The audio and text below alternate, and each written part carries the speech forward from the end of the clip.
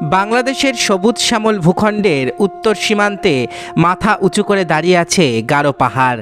এই মেঘালয়ের গারো পাহাড়ের পাদদেশে সিলেটের বিস্তীর্ণ জলরাশির পরিচিত টাঙ্গুয়ার হাওর নামে। সুনামগঞ্জের এই টাঙ্গুয়ার হাওরের বৈচিত্র্য সমস্ত অঞ্চলের শিল্প সাহিত্যে নতুন মাত্রা যুক্ত করেছে। বিশেষ করে হাওর অঞ্চলের মন মাতানো গান ও সুরের জাদু এই অঞ্চলকে ভিন্নভাবে পরিচিতি দিয়েছে। আর এই সুনামগঞ্জ জেলার ধিরাই উপজেলার কালনী নদীর তীর ঘেঁষা এক গ্রাম উজানধল। সেই গ্রামের এক দরিদ্র পরিবারে 15ই ফেব্রুয়ারি 1916 সালের মঙ্গলবারে জন্মগ্রহণ করেন বাংলার লোকসঙ্গীতের অন্যতম মরমী কবি শাহ আব্দুল করিম। ভাটি অঞ্চলের প্রচলিত রীতি অনুযায়ী নিয়মিত পালা গান, ঘেটু গান, গাজির গান ও বাউল গানের আসর দেখে বড় হয়ে উঠতে থাকেন শাহ আব্দুল করিম। শিশুকাল থেকেই গানের জগতের সাথে শাহ আব্দুল করিমের সখ্যতা। গ্রামে গ্রামে ঘুরে পালা গানের অনুষ্ঠান দেখে ছোটবেলা থেকেই গান বাজনার প্রতি ঝোঁক দেখা যায় তার। কিন্তু পারিবারিক কারণে এতটুকুন বয়সেই তাকে হাওরে গরু চড়ানোর কাজে যোগ দিতে হয়। গরু রাখার ফাঁকে ফাঁকে নৈশ বিদ্যালয়ে কিছুদিন লেখাপড়াও করেছিলেন কোনো মতে। অক্ষর জ্ঞান অর্জন করেছিলেন শাহ আব্দুল করিম। সারাদিন হাওরে গরু চড়াতে গিয়ে বিস্তীর্ণ হাওরের বিশালতায় কিশোর আব্দুল করিমের মনে সুরের রেখাপাত ঘটে। রাখালিয়া একাকিত্বের মাঝে গানের সুর আব্দুল করিমকে প্রভাবিত করে। সুরের মায়ায় জড়িয়ে পড়েন তিনি।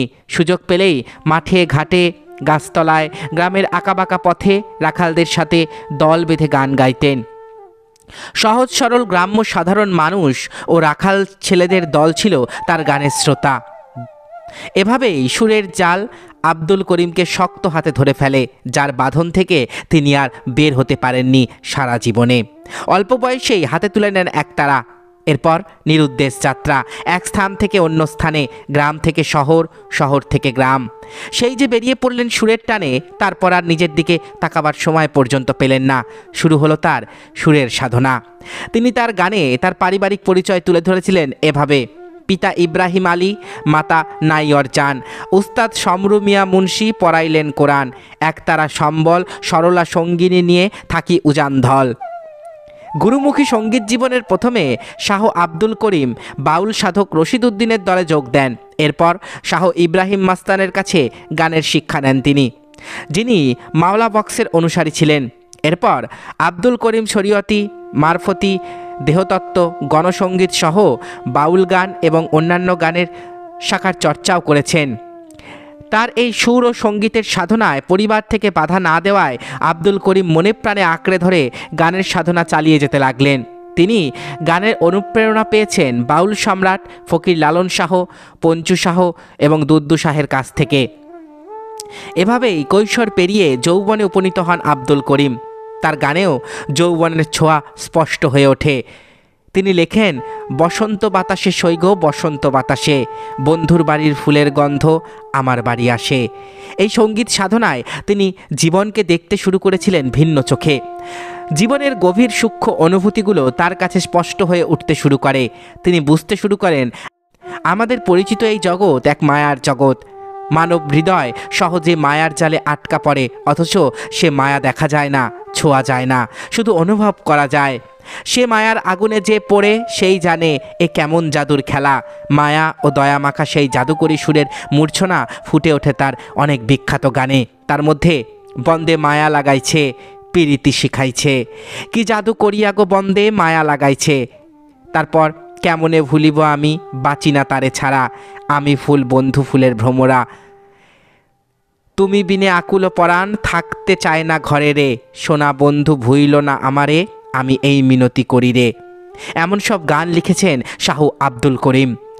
ছেলের এমন মতিগতি দেখে কৃষক পিতা ইব্রাহিম আলী আব্দুল করিমকে ঘরমুখী করবার জন্য অল্প বয়সেই বিবাহ দিলেন। এ সময় সংসার চালানোর জন্য আব্দুল করিমকে কৃষিকাজ নিয়ে ব্যস্ত থাকতে হলেও সুর সৃষ্টি করা থেকে বিরত রাখতে পারেননি নিজেকে। সংসার জীবন সুখের হলেও দারিদ্রতা তার জীবনে প্রভাব ফেলেছিল, তাও তার গানে উঠে এসেছে। টাকা পয়সা না জমাইয়া বিয়া করে কোন বেয়াক কেলে, আমি মরলাম নিজের আক্কেলে, ভাই বন্ধু সবাই মিলিয়া দিল আমার বিয়া করাইয়া, আমার গলায় ফাঁসি দিয়া হাসে তারা সকলে। ছোটকাল থেকেই তিনি দেখে এসেছেন গ্রামের সহজ সরল সাধারণ মানুষ সারিন্দা বাজিয়ে গান গাইত, সন্ধ্যা হলে ঘরের মেঝেতে মাদুর বিছিয়ে সুরে সুরে পুঁথি পড়ত, গাজির গান গাইত। এইসব গান শুনতে শুনতে দর্শক শ্রোতাদের আগমন ঘটতেই থাকতো। হিন্দু মুসলমান এক সারিতে বসে গান শুনত। কোনো প্রকার হিংসা বিদ্বেষ রেশারেশি ছিল না। বাংলার এসব সহজাত কথাও তার গানে তুলে ধরেছেন তিনি। ও গ্রামের নওজোয়ান হিন্দু মুসলমান, জারি সারি মুর্শিদিয়ার বাউলা গান গাইতাম, আগে কি সুন্দর দিন কাটাইতাম। বাংলার লোকসংস্কৃতির আকাশে বাউল সঙ্গীত বিশাল জায়গা দখল করেছে। ধারণা করা হয় সংস্কৃতিতে বাউরা শব্দ থেকেই বাউল শব্দের উৎপত্তি। আবার কোনো কোনো গবেষক মনে করেন বাউ মানে বাতাস আর উল মানে সন্ধান, অর্থাৎ সাধনার সিদ্ধির জন্য বাউলরা যে পরমাত্মার সন্ধান করে থাকেন তাতে দেহের ভেতরে বাতাস বা দমের যে সাধন তার থেকেই বাউল শব্দের উৎপত্তি। সাধক বাউলরা গৃহত্যাগী স্বভাবের হলেও আব্দুল করিম কিন্তু সেখানে ব্যতিক্রম। শাহ আব্দুল করিম তার বিভিন্ন গানে নিজেকে বাউল আখ্যায়িত করলেও প্রথাগত বাউলদের থেকে তিনি ছিলেন আলাদা। তিনি একই সাথে গান এবং সংসার দুটিই করে গেছেন। আব্দুল করিমের স্ত্রীর নাম ছিল আত্তাউন্নেসা, যাকে তিনি আদর করে সরলা নামে ডাকতেন। তিনি তার স্ত্রীকে অত্যন্ত ভালোবাসতেন। তার এই সঙ্গীত সাধনায় স্ত্রীরও ছিল অনেক অনুপ্রেরণা। তাই শাহ আব্দুল করিম তার প্রথম গানের বইয়ের নাম দিয়েছিলেন আফতাব সঙ্গীত। আফতাব সঙ্গীত ছাড়াও আরও কিছু বই প্রকাশিত হয়েছে তার। 1957-তে গণসঙ্গীত, 1981-তে কালিনীর ঢেউ, 1990-এ ধলমেলা, 1998-এ ভাটির চিঠি এবং কালিনীর কুলে। অভাব অনটনে দিন কাটলেও সংসার জীবন সুখের ছিল আব্দুল করিমের। হঠাৎ অসুখে স্ত্রীর অকাল মৃত্যু শাহ আব্দুল করিমকে প্রচণ্ড ব্যথিত করে। আদরের স্ত্রী সরলাকে হারিয়ে আব্দুল করিম দিশেহারা হয়ে পড়েন। প্রিয়তমা স্ত্রীর শোক কাটিয়ে উঠতে পারেননি, তাই প্রিয়তমা স্ত্রীর সমাধি দিয়েছিলেন বসত ঘরের উঠানের পাশেই। স্ত্রীকে নিয়ে লিখেছিলেন, কেন পিরিতি বাড়াইলারে বন্ধু, ছেড়ে যাইবা যদি, কেমনে রাখিব তোর মন, আমার আপন ঘরে বান্ধিরে বন্ধু, ছেড়ে যাইবা যদি। আব্দুল করিম লোকজ, আধুনিক, প্রেম বিরহ ও বিচ্ছেদধর্মী বহু গান রচনা করেছেন। তার গানে যেমন আধ্যাত্মিকতার ছোঁয়া রয়েছে, তেমনি দেহতত্ত্বের কথা রয়েছে। চন্দ্র সূর্য বান্ধা আছে নায়েরিয়া গায়, দূরবীনে দেখিয়া পথ মাঝি মাল্লায় বায়, ঝিলমিল ঝিলমিল করে রে ময়ূরপঙ্খী নায়। নারীর টান কিংবা মাটির ঘ্রাণ ফুটে উঠেছে তার গানে। বাঙালির শিকড়ের সন্ধান পাওয়া যায় তার অতি আশ্চর্য প্রাণস্পর্শী সুরের মূর্ছনায়। চমকপ্রদ সুরের হাতছানি ও নতুনত্বের ছোঁয়া লক্ষ্য করা যায় তার গানের মধ্যে। কোনো অনুষ্ঠানে গান গাওয়ার পর তিনি নিজেকে সার্থক ও সফল মনে করতেন।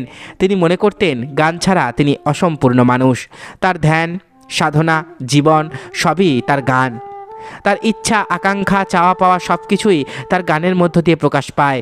তিনি গানের মধ্যেই তার প্রিয় মানুষকে খুঁজে পেয়েছেন। আবার এই গানের একাগ্রতায় তার প্রিয় মানুষ অনাদরে অবহেলায় হারিয়েও গিয়েছে। একসময় গান তার মনের প্রিয়সীতে রূপান্তরিত হয়। গানের মাঝে তিনি তার প্রিয় সখী ও পরম স্রষ্টাকে খুঁজে বেড়াতেন। তার মনের এই আকুতি স্পষ্ট হয়েছে তার গানেই। গান গাই আমার মন রে বুঝাই, মনটা কি পাগল পারা, আর কিছু চায় না মনে গান ছাড়া। ১৫০০-এরও বেশি গানের লেখক এবং সুরকার ও শিল্পী শাহ আব্দুল করিম জীবনের গোড়া থেকেই যেমন গান লিখতেন তেমনি সুরও করেছেন। তার গান ও মননে সাম্প্রদায়িক সম্প্রীতির প্রকাশ যথেষ্ট। বাংলাদেশের বাউল সাধক মরমী কবি হাসন রাজা, লালন শাহ, মজনু শাহ, আরকুম শাহ, শীতাল শাহ এবং রাধারমণদের জীবনধারায় প্রভাবিত তার শিল্পী জীবন। তার গান যেমন সাধারণ মানুষের মধ্যে জনপ্রিয়তা অর্জন করেছিল, তেমনি বুদ্ধিজীবী ও শিক্ষিত মহলেও আলোড়ন তুলেছিল শাহ আব্দুল করিমের গান। 1952-র ভাষা আন্দোলন, 1969-এর গণ আন্দোলন, 71-এর মুক্তিযুদ্ধ, 90-এর গণ অভ্যুত্থান সহ বিভিন্ন সময় স্বরচিত গণসঙ্গীত পরিবেশন করে যেমন সাধারণ মানুষের প্রশংসা কুড়িয়েছেন, তেমনি জনসাধারণকে দেশমাতৃকার টানে উদ্বুদ্ধ করেছিলেন শাহ আব্দুল করিম। গণসঙ্গীতে মুগ্ধ মাওলানা আব্দুল হামিদ খান ভাসানী তার পিঠে হাত রেখে বলেছিলেন, বেটা, গানের একাগ্রতা ছাড়িও না, তুমি একদিন গণমানুষের শিল্পী হবে। হোসেন শহীদ সোহরাবর্দী তার গণসঙ্গীত শুনে খুশি হয়ে 150 টাকা পুরস্কার দিয়েছিলেন। বঙ্গবন্ধু শেখ মুজিবুর রহমান 1100 টাকা দিয়ে বলেছিলেন, তোমার মতো শিল্পীকে উপযুক্ত মর্যাদা দেওয়া হবে। গ্রাম বাংলার মানুষের হৃদয় জয় করা গানের মধ্য দিয়েই শাহ আব্দুল করিম বেঁচে থাকবেন।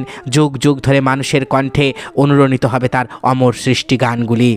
তুমি আমায় যা দিয়েছ, কি দেব তার প্রতিদান, মন মজালে ওরে বাউলা গান।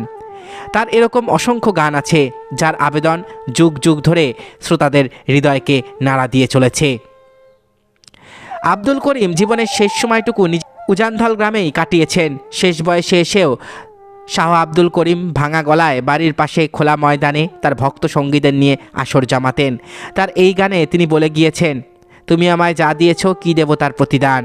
সাদা ধুতির মতো লুঙ্গি আর পাঞ্জাবি পরা লম্বা চওড়া দেহের এক মরমী কবি শাহ আব্দুল করিম। বয়সের ভারে শরীর ভাঙলেও মন ভাঙার কোনো ইঙ্গিত পাওয়া যায়নি। তীক্ষ্ণ অন্তর্ভেদী উজ্জ্বল দুটি চোখ ছিল তার, চিরাচরিত সহজ সরল হাস্যমুখ, ক্লিন শেপ। মুখের দিকে তাকালে মনে হতো জীবনে অসংখ্য ঝড় ঝঞ্ঝা বুকের খাদ দিয়ে বয়ে গেছে।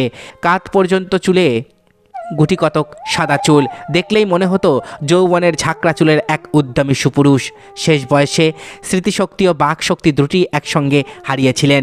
2009 সালের 12 সেপ্টেম্বর শাহ আব্দুল করিম পৃথিবীর সকল মায়া ত্যাগ করে সুরের জগৎকে বিদায় জানিয়ে পরলোক গমন করেছিলেন। তার শেষ ইচ্ছা অনুযায়ী উজানধল গ্রামে স্ত্রী সরলা বিবির কবরের পাশেই তাকে সমাধিস্থ করা হয়।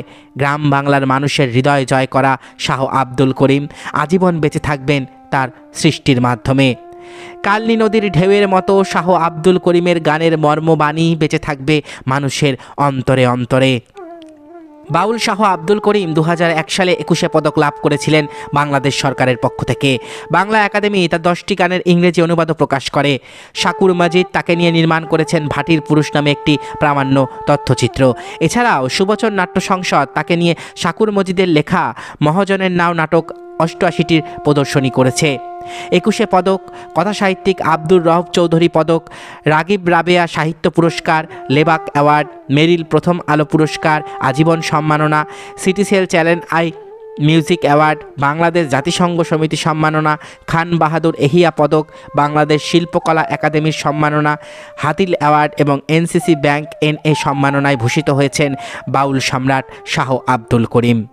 এতক্ষণ আপনারা শুনলেন বাংলাদেশের অন্যতম কিংবদন্তি একজন লোকসঙ্গীত শিল্পী, লেখক এবং মরমী কবি শাহ আব্দুল করিমের জীবন কাহিনী।